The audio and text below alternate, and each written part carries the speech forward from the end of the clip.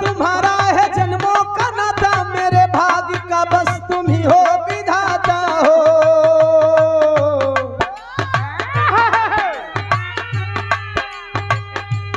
सारी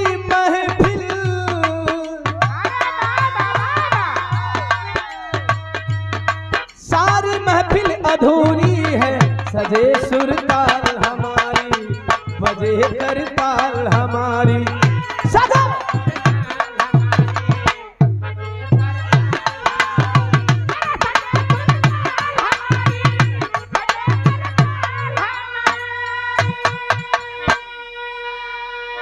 विजय के करबा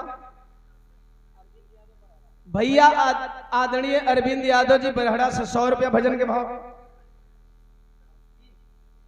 आम अवाम को घोट घोट सा नमन बाबूलाल उस्ताद जी आगे लो।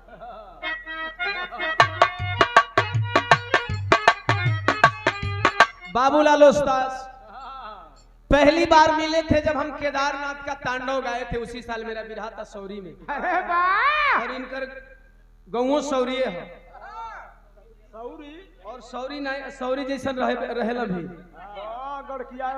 100 रुपया माला दे करके बाबूलाल उस्ताद बड़े पुराने हम कलाकारों के साथी हैं, बस अब आपका बुढ़ाई बनल रहे,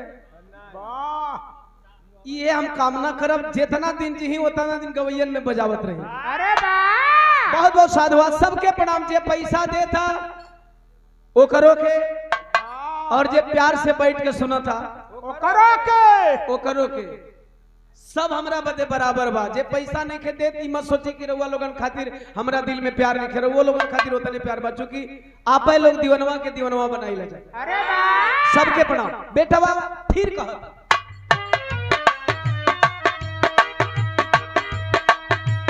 अगर गाना पाऊंगा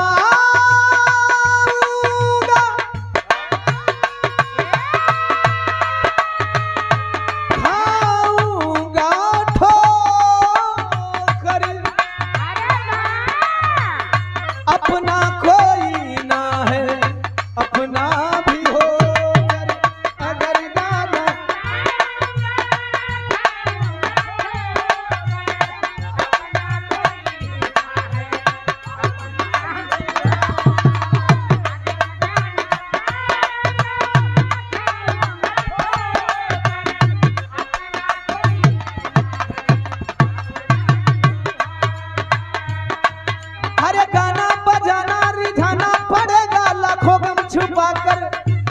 हंसाना पड़ेगा हो।